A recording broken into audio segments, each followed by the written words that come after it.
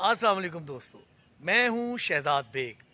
छोड़ूंगा नहीं के साथ आपकी खिदमत में हाजिर।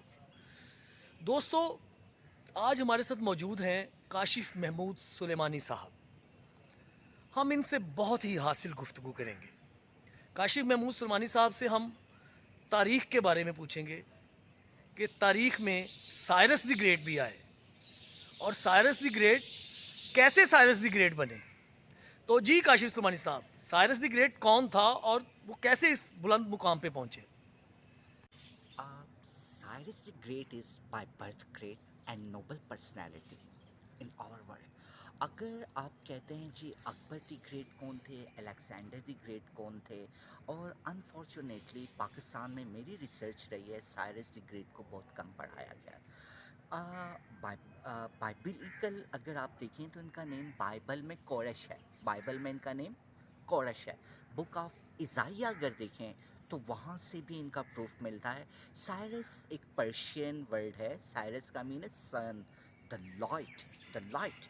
अब साइरस के बारे में आप हमसे जानना चाह रहे हैं कि साइरस कौन थे।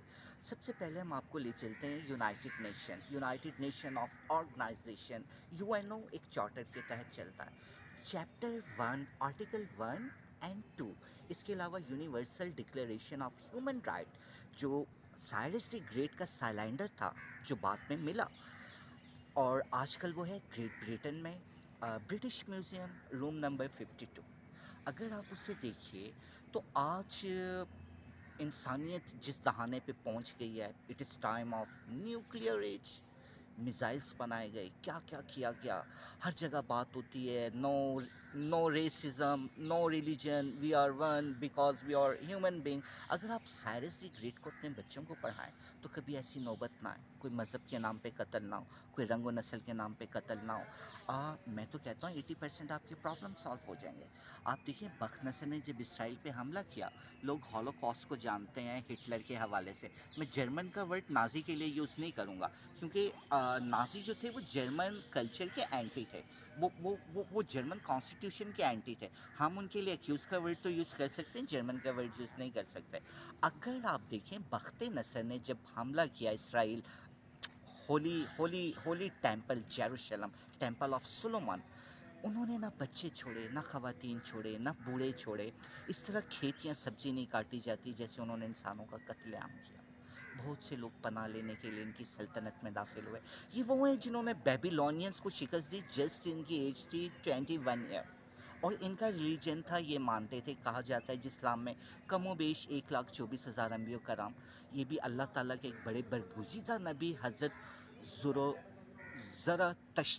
ज़रतश्तरा अलैहिस्सलातु वस्सलाम, जिनकी नस्ल आज भी पाकिस्तान में आबाद है, जिन्हें पारसी कहा जाता है, जिन्हें हिस्ट्री ज़रतुश्तरियन लिखती है, कराची में आबाद हैं, कोयटा में आबाद है, अनफॉर्चुनेटली लाहौर में आबाद नहीं।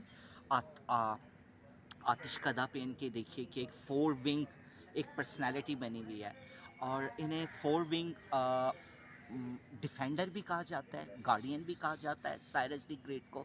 साइरस द ग्रेट को अगर आप अपने स्कूल निसाब में पढ़ाएं, कॉलेज निसाब में पढ़ाएं, यूनिवर्सिटी में पढ़ाएं और इन पे रिसर्च करें तो आपको लग पता जाएगा इंसान क्या है।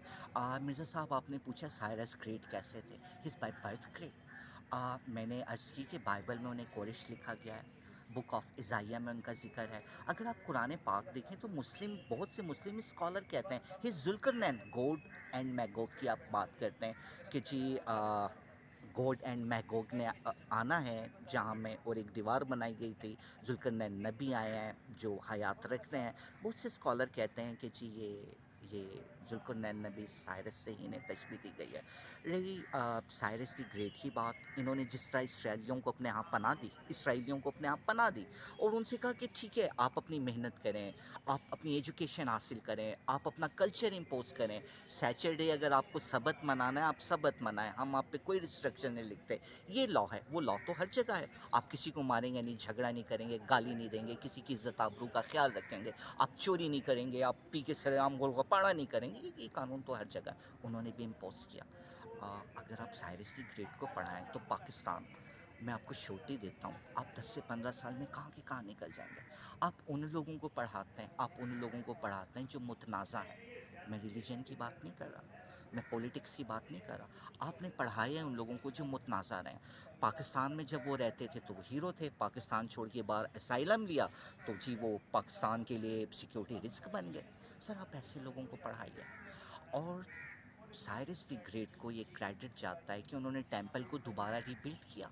टेंपल को दोबारा रीबिल्ड किया 21 साल की उम्र में। बेबीलोनियन बख्त नसर जो अंधी ताकत के साथ आया था, आज भी बहुत से लोग उसे लिखते हैं ही इज़ हीरो। उन्हें शर्म आनी चाहिए।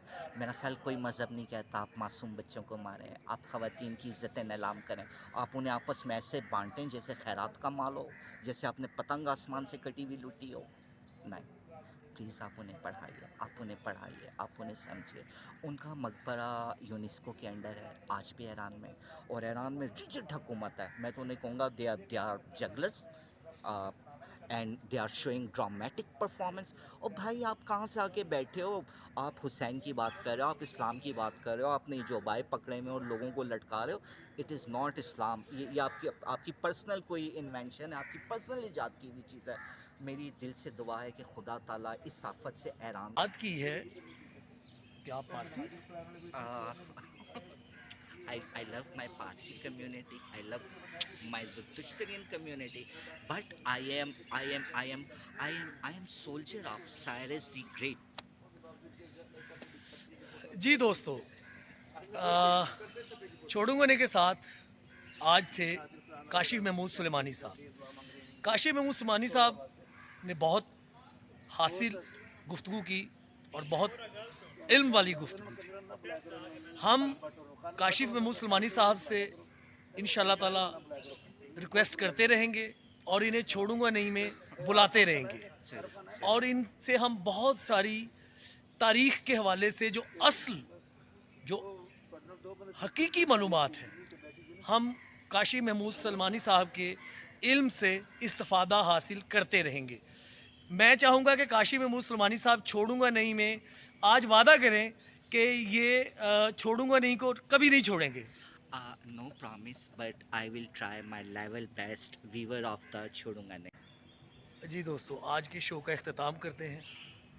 SBO को सब्सक्राइब कीजिएगा और बेल आइकॉन को क्लिक कीजिएगा। पाकिस्तान की खैर, पाकिस्तान में रहने वालों की खैर। पाकिस्तान जिंदाबाद।